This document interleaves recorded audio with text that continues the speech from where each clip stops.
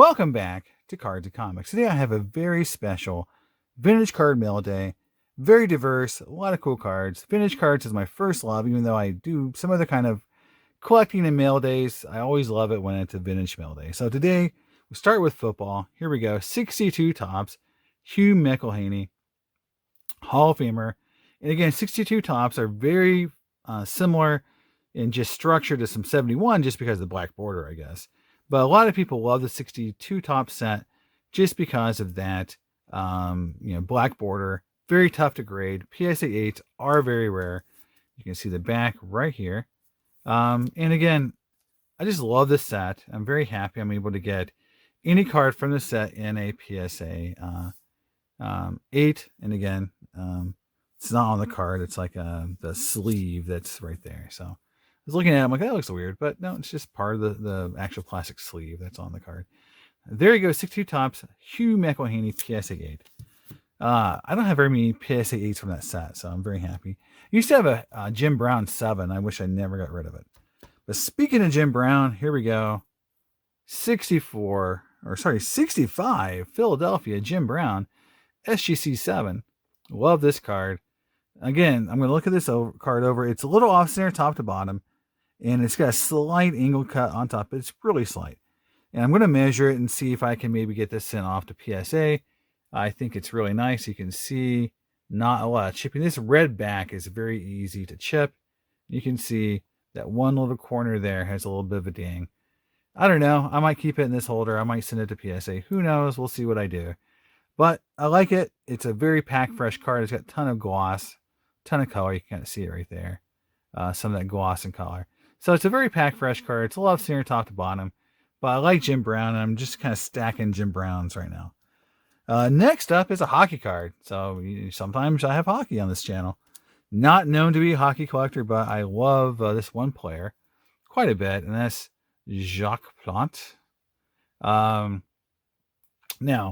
the reason I've always kind of had a soft spot for his cards, one is I did a report on him in high school. So if you go to my hockey collection video, you'll hear me talk about that.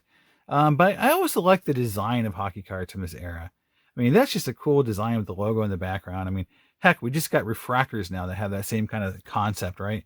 It's a nice card in terms of condition as well. It's a PSA 8. It's got a little, a little bit there in that corner. You can see there. But it's overall a really nice card. Great color. And, that card, that lime green and yellow is a really nice touch.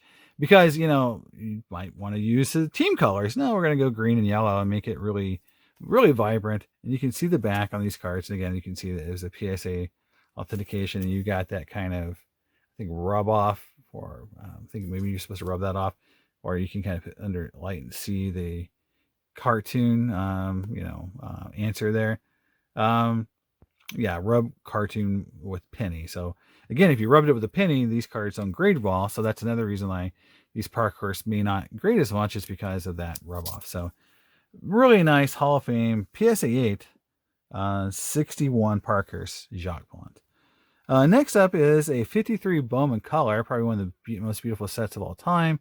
Here's Phil Rizzuto. I don't have it in a sleeve yet.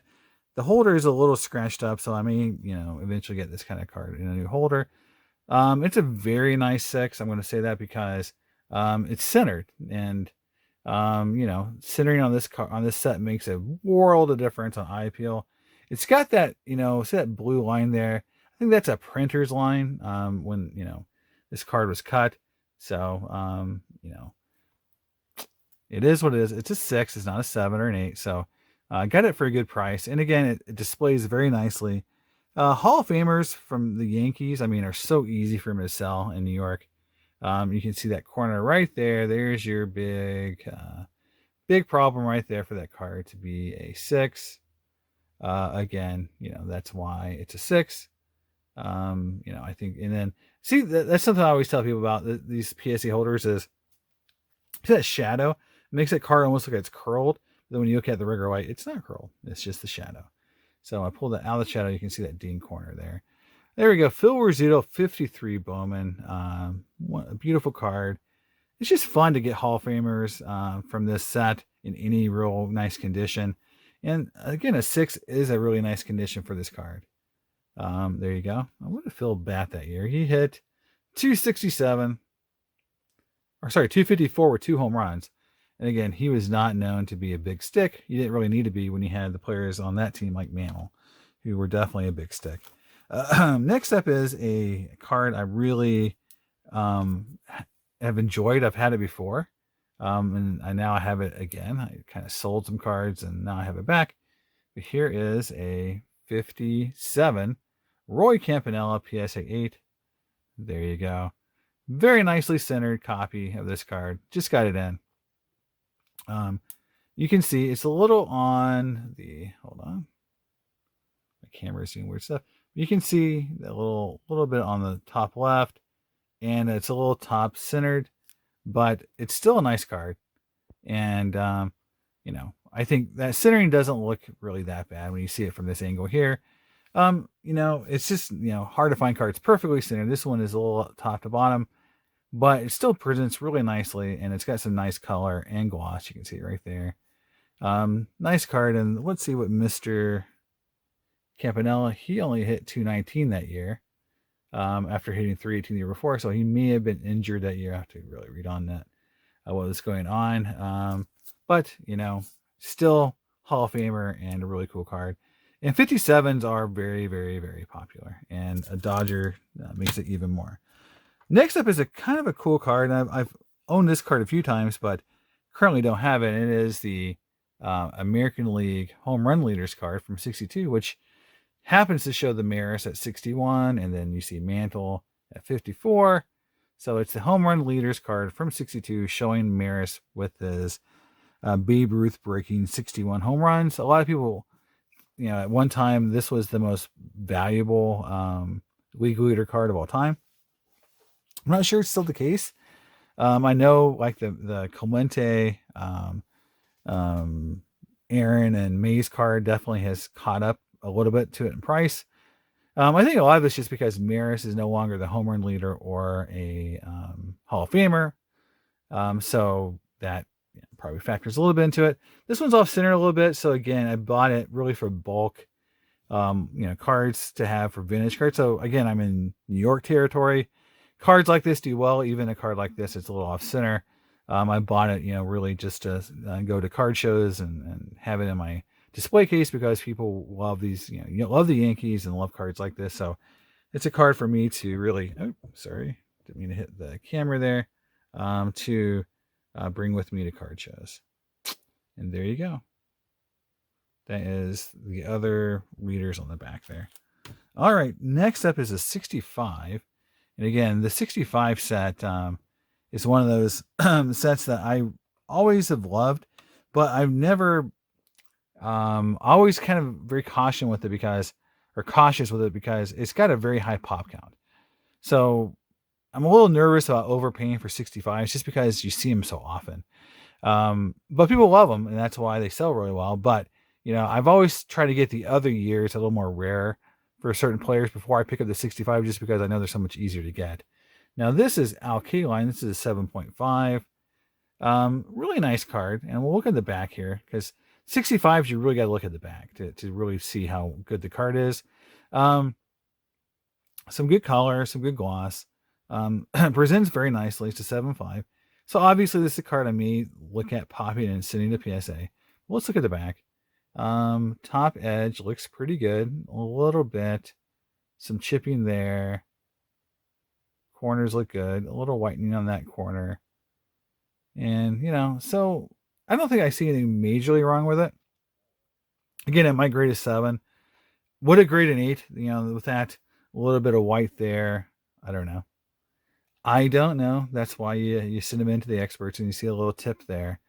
I don't know. Usually my rule of thumb with cards like this is that I look for 3s. If I see 3 defects on a card, that would be dinged. From PSA perspective, I won't send it in. So if you look at this card, you say, okay, the top edge has got a little chipping. You've got, you've got a little bit of a touch on that corner, and you've got a little bit of a touch on that corner. So does that mean, not to send this card in? I don't know.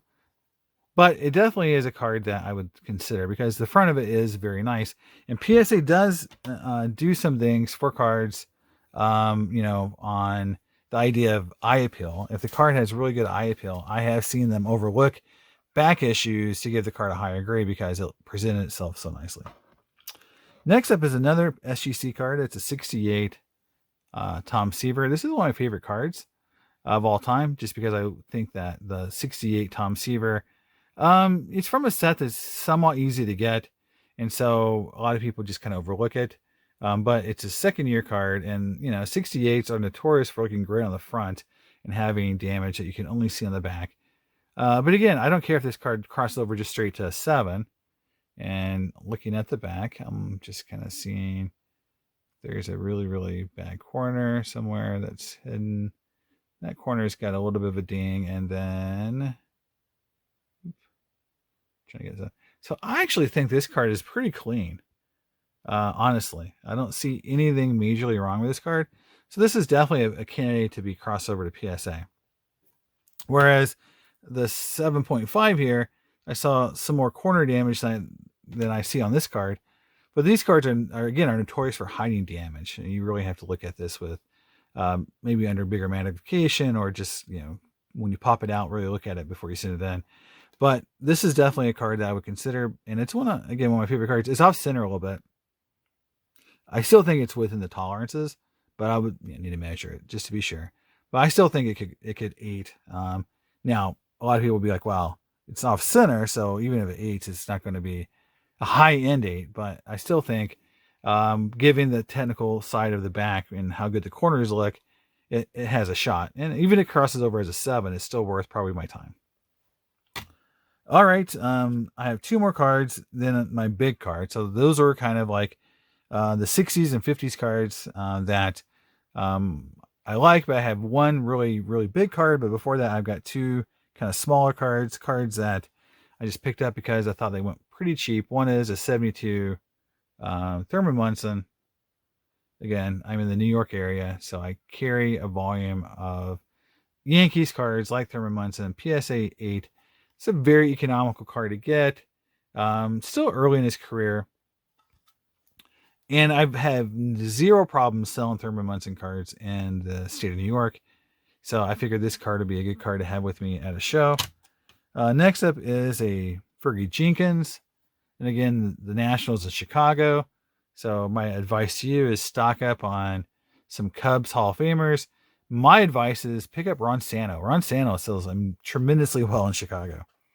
You can sometimes pick him up really, really cheap, and people go nuts for him in Chicago.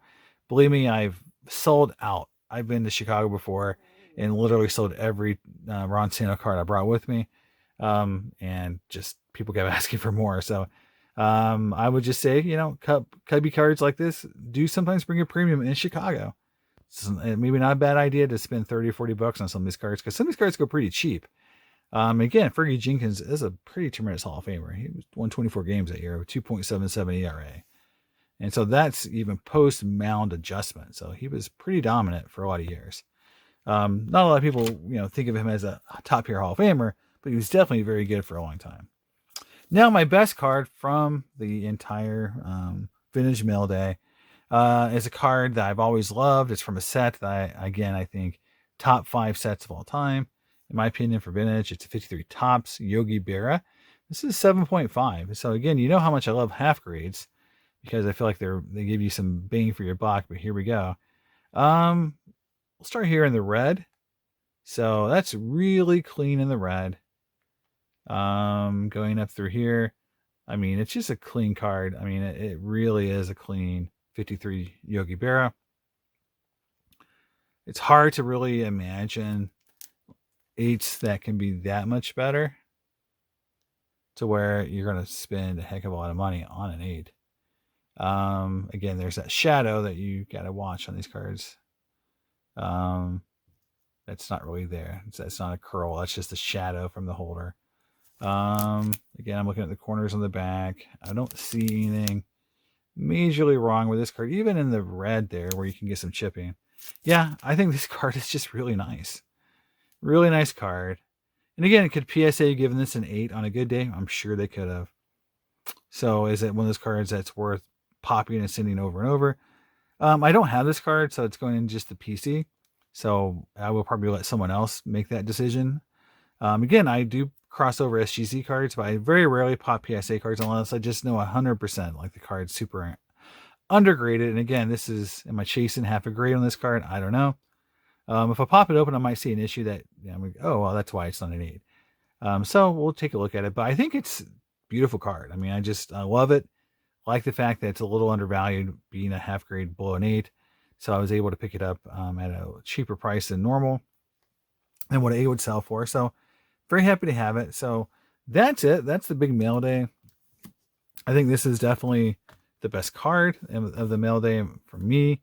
But, all the other cards I brought in, were, in my opinion, still very nice. I mean, Jim Brown, Roy Campanella, a lot of nice cards. Even the Parkhurst card for me is a very cool card. The good Hall of Famer. So there it is. That is the mail day. Let me know what you think in the comments. I'll see you next time. Cards and Comics. Bye. I'm sitting here alone in darkness, waiting to be free.